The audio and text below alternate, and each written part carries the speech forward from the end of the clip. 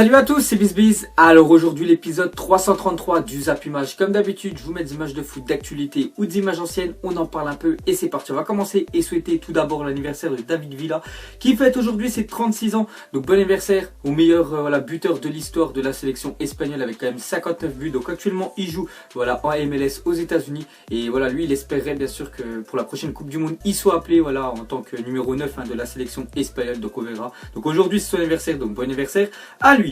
Ensuite, on va parler de Sergio Ramos, donc qui est devenu le joueur à avoir récolté le plus de cartons rouges dans l'histoire de la Liga. Donc en tout, il a quand même fait 416 matchs joués, donc 19 cartons rouges, donc un ratio de, 22 matchs joués. Et là, à chaque fois, il prend un carton rouge, donc il a encore pris un carton rouge ce week-end, enfin 2 cartons jaunes, c'est lui ce qui lui a fait un carton rouge face à l'Athletic Bilbao. Donc voilà, c'est le joueur qui a obtenu plus de cartons rouges en Liga. Ensuite, on reste en Espagne, on va parler du championnat, donc terminé, Retafe 1, Valence 0, première défaite de la saison pour Valence, désormais à 5 points du FC Barcelone. Pourtant Retafe donc joué toute la deuxième mi-temps à 10 contre 11 et ils ont quand même gagné.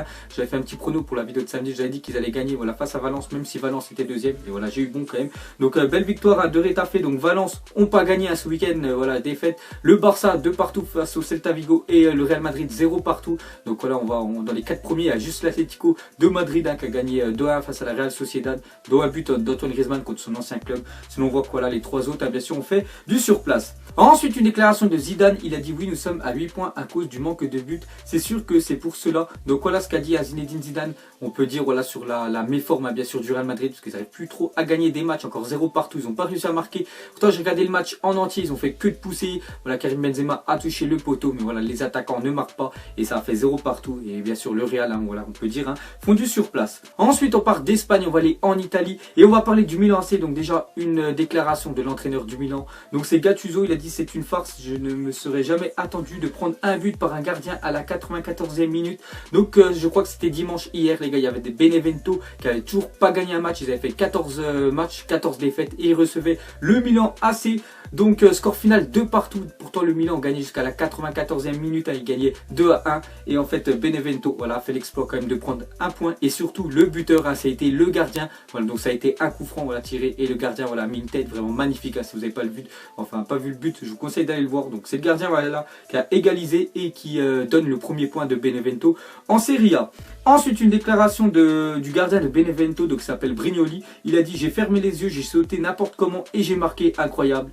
Donc voilà ce qu'a dit le gardien de Benevento. Donc après, si vous n'avez pas vu l'action, je dis il est vraiment allé la chercher quand même la balle. Et pourtant il y avait les défenseurs du Milan AC, ils étaient deux dessus.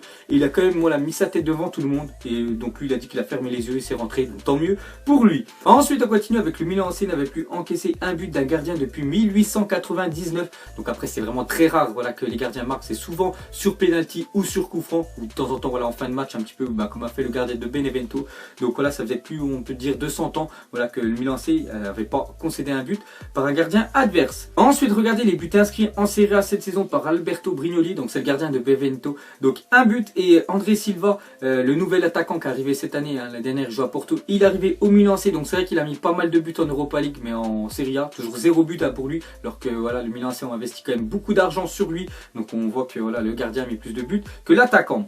Ensuite, quand Ivan Perisic se moque du résultat du Milan AC qui a concédé le nul face à Benevento, donc de partout on peut voir que Perisic, les gars, il s'est un petit peu foutu de la gueule du club rival de l'Inter, bien sûr c'est le Milan AC, donc de partout. Une petite parenthèse sur l'Inter, ils ont écrasé le Chievo Vérone 5-0. Ensuite une info sur la Coupe du Monde, donc la France affrontera le Pérou le 21 juin prochain dans un stade doté de 2 tribunes situées à l'extérieur du stade. Donc j'ai jamais vu ça, des tribunes qui étaient situées à l'extérieur du stade. Donc regardez dans le stade où vont jouer l'équipe de France face au Pérou. Ensuite une très mauvaise nouvelle pour l'équipe de France, donc officiel, Samuel Umtiti souffre d'une lésion au biceps fémoral de la cuisse droite. Il sera forfait 2 mois. Donc les gars, Umtiti on le reverra plus en 2017. Il devrait reprendre la compétition en février. Et quand on sait que la Coupe du Monde les gars c'est au mois de juin. Donc j'espère qu'il va revenir à temps, qu'il sera performant parce qu'actuellement je pense que c'était le meilleur français des 5 gros championnats, celui qui était le plus impressionnant. Il était vraiment énorme avec le Barça. Il a gagné sa place. Il est même, je crois que c'est même le meilleur défenseur du Barça, devant bien sûr Gérard Piqué. Donc on voit qu'il s'est blessé ce week-end, donc il sera absent 2 mois, donc bon rétablissement à Umtiti.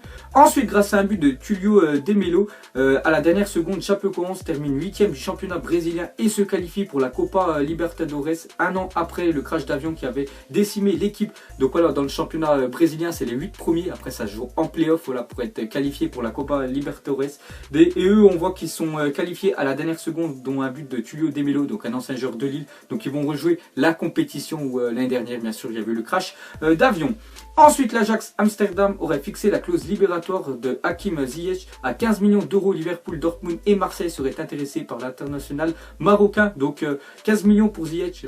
Bon, je le connais pas trop. Je l'ai vu l'année dernière en Europa League face à Lyon. Il faut avouer qu'il est vraiment talentueux. Donc l'international marocain, donc seulement 15 millions. Donc on voit qu'un club français est dessus, quand même Marseille. Donc je pense que ce serait une bonne opportunité pour eux. Ensuite, la statue de Lionel Messi vandalisée à Buenos Aires. Donc en Argentine, surtout à Buenos Aires, sur la Paseo de la Gloria, donc en fait c'est une grande place là-bas à Buenos Aires, donc où sont réunis 10 statues de grands sportifs argentins. Celle représentant l'attaquant du FC Barcelone a été vandalisée hier, donc on peut voir que Lionel Messi, en fait sa statue elle a été coupée en deux, donc qui en veut bien sûr à Lionel Messi en Argentine, pourtant là-bas c'est vraiment une légende. Donc le quintuple ballon d'or a été retrouvé au sol, le corps brisé en deux au niveau des jambes, envoyé à la direction des monuments et des œuvres d'art de la capitale argentine. La statue sera restaurée ce lundi, inaugurée le 28 juin 2016, elle avait déjà été vandalisée.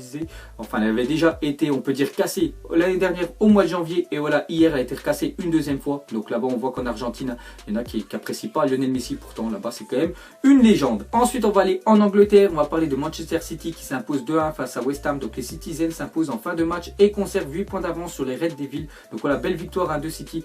Encore un but marqué en fin de match. Donc vous avez parlé que Sterling marquait souvent en fin de match, voilà, pour donner la victoire à City. Et hier, ça a été encore la même chose, mais cette fois-ci, c'est David Silva, voilà, l'attaque, enfin le milieu, on va dire, voilà, espagnol, qui a marqué en fin de match. Il y a eu aussi Otamendi, le défenseur, qui a marqué en début de match. Donc voilà, encore une victoire pour City, qui est vraiment surprenant et à mon avis, qui sont en train vraiment d'écraser la Première Ligue. Ensuite, à parler d'un autre match en Première Ligue, donc c'était Arsenal face à Manchester United. Donc score final 3-1 pour Manchester United à Arsenal, donc très bien. Voilà, pour eux, une petite déclaration de Mourinho, parce que Paul Pogba a tout simplement pris un carton rouge lors de cette rencontre. Donc Paul est très frustré et un peu déçu par son collègue Koscielny pour sa réaction. Tout le monde sait que Paul est un joueur propre. Donc tout simplement, quand Paul Pogba fait cette faute là, donc on voit qu'il tout simplement sa semelle est sur le mollet, on peut dire, de Hector Bellerin. Donc à cause de ça, il a pris directement carton rouge. Mais c'est surtout Koscielny qui se, quand même, voilà, français les deux. Donc Koscielny est parti directement voir l'arbitre pour lui dire voilà que ça méritait carton rouge. Et on peut dire voilà que Koscielny a quand même influencé l'arbitre. Donc voilà, Paul Pogba a pris carton rouge. Donc c'est pour ça que Pogba l'a un petit peu mauvaise envers Koscielny. Ensuite, la réaction au carton rouge reçu par Paul Pogba hier. Donc regardez, tout le monde est un petit peu choqué. On voit même que l'arbitre de touche, voilà, qui est choqué, voilà, du carton rouge. Pour moi, ça aurait mérité jaune, mais voilà, Paul Pogba a pris un rouge. On peut voir que expulsé hier face à Arsenal, Paul Pogba va louper le derby face à Manchester City. Voilà, parce que je crois c'est dimanche prochain, les gars. Voilà, il y a le derby bien sûr entre City et United. Ensuite, une autre déclaration de Mourinho après la victoire face à Arsenal. Il a dit: j'ai dit à Deria après le match que ce que j'avais vu aujourd'hui était digne du meilleur gardien de but au monde. Donc pour ceux qui ont vu le match, David Deria, il était tout simplement énorme. Donc, quand même 17 tirs tentés, voilà, par Arsenal. Donc pratiquement tout arrêté, voilà, par David Deria, qui a fait vraiment un match fantastique face à Arsenal. Donc c'est surtout grâce à lui que Manchester United ont pris seulement un but. Donc pour Mourinho, Deria est le meilleur gardien de la planète. Ensuite, on va jeter rapidement un petit coup d'œil au meilleur buteur en Première Ligue. Donc toujours Mohamed Salah avec 12 buts avec Liverpool, deuxième Harry Kane 10 buts et le troisième Sergio Aguero 9 buts. Ensuite, une info sur Sterling qui devrait devenir le joueur le mieux payé de Première Ligue avec un salaire de 340 000 euros par semaine. Donc voilà les gars, Sterling, je vous avais dit il y a quelques jours qu'il allait reprolonger avec City. Et quand on parle de prolongement de contrat, il y a souvent avec voilà une augmentation de salaire. Donc il deviendrait le joueur le mieux payé de Première Ligue, 340 000 euros par semaine. C'est ce qui est énorme quand même. Il y a une petite parenthèse avec l'ancien joueur le mieux payé de la planète, c'était Carlos Tevez qui jouait en Chine. Lui, il touchait plus de 730 000 euros voilà, par semaine. Donc actuellement, je crois, lui est reparti pour rejouer Boca Junior en Argentine. Ensuite, des nouvelles de Riyad Mahrez. Il y a 2 ans, c'était quand même le meilleur joueur de Première Ligue. Donc on voit nouvelle coupe pour lui et surtout nouvelle coloration parce qu'on voit qu'il est passé au blond. Ensuite, Hudson Edouard s'est offert un triplé avec le Celtic ce samedi face à Motherwell en l'absence de Moussa Dembélé. Donc lui, c'est un ancien joueur aussi formé par le PSG. Il y en a beaucoup, Moussa Dembélé, pareil, il était formé par le PSG. Il est parti aussi au Celtic à Glasgow et on voit qu'il a marqué un triplé. Donc regardez le avec le ballon, hein, voilà, parce que quand tu marques un triplé, bien sûr, tu peux prendre le ballon et l'emmener chez toi. Ensuite, un autre joueur aussi qui a été formé au PSG, mais voilà, qui est tout simplement parti du Paris Saint-Germain pour rejoindre Manchester United. Donc c'est Aliou Traoré, 16 ans, signe son premier contrat professionnel avec United. Donc lui, il joue avec les U17 voilà, du PSG. Il joue aussi avec l'équipe de France, voilà, U17. On voit qu'il part à Manchester United. Donc c'est un milieu, il y en a beaucoup voilà, qui le comparent, voilà, que ça va être vraiment un très grand joueur. Donc on voit qu'il rejoint l'Angleterre. Ensuite, une déclaration du sélectionneur de l'Égypte. Il a dit: j'ai reçu des nouvelles fiables révélant l'intérêt du Real Madrid pour Mohamed Salah. Mais ne précipitons pas voilà, les choses. Donc voilà, on pourrait voir que le Real Madrid serait sur Mohamed Salah, qui est vraiment énorme avec tout simplement le Liverpool. Il marque beaucoup de buts. Pourtant, il est ailier. Hein, voilà, c'est pas un numéro 9. Voilà, c'est pas un buteur de base. Il est sur le côté, mais c'est le meilleur buteur pour l'instant de Première Ligue. Donc on voit que voilà, le Real Madrid aimerait bien sûr l'avoir l'été prochain. Ensuite, on va parler de Diego Lugano, 37 ans, a mis un terme ce dimanche à sa carrière de footballeur. Donc lui, c'est un joueur quand même qui a évolué au moment de sa carrière au Paris Saint-Germain. On voit que voilà, il a fini sa carrière ce week-end, donc il a fini dans son dernier club, bien sûr, Sao Paulo, au Brésil. Ensuite, le PSG est convoqué par l'UEFA jeudi afin d'être entendu sur le fair play financier. L'enquête pourrait être finie avant printemps prochain. Donc voilà, le Paris Saint-Germain toujours sous la menace, hein, bien sûr, de l'UEFA et le fair play financier à cause voilà, des arrivées de Neymar et Mbappé. C'est pour ça que cet hiver, je pense qu'il y a des joueurs qui vont partir. Je pense à Pastore qui pourrait partir seulement pour 30 millions d'euros alors qu'il a été acheté quand même 40 millions d'euros. Il a un talent énorme, mais bon voilà, le PSG doit bien sûr vendre des joueurs. Il y a aussi peut-être Di Maria qui pourrait partir. Donc voilà, on voit qu'ils vont bien sûr ils vont rencontrer l'UEFA jeudi. Et pour finir, ce jeudi il se passe aussi un autre gros moment, on peut dire, hein, dans le football. Donc déjà il y a 10 ans, jour pour jour, Kaka devenait le dernier humain à remporter le Ballon d'Or. Donc voilà, c'était en 2007, donc c'était il y a 10 ans, jour pour jour. Aujourd'hui, donc Kaka remportait voilà son premier Ballon d'Or et ça a été bien sûr son dernier. Après, ça a été vraiment les deux autres extraterrestres, Messi et Ronaldo, qui ont tout raflé.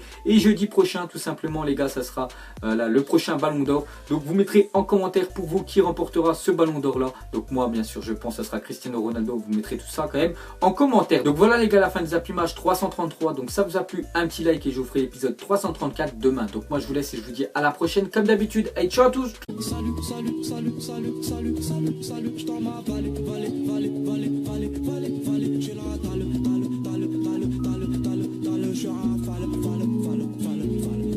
je monte sur scène, l'impression d'être une bête de foire. Pas envie de parler, pas envie de te voir. En jaune, en gris, en rose, je ressors de quartier. Non, qu'elle sache que jamais je l'oublierai. Et je roule avec le meilleur et les moins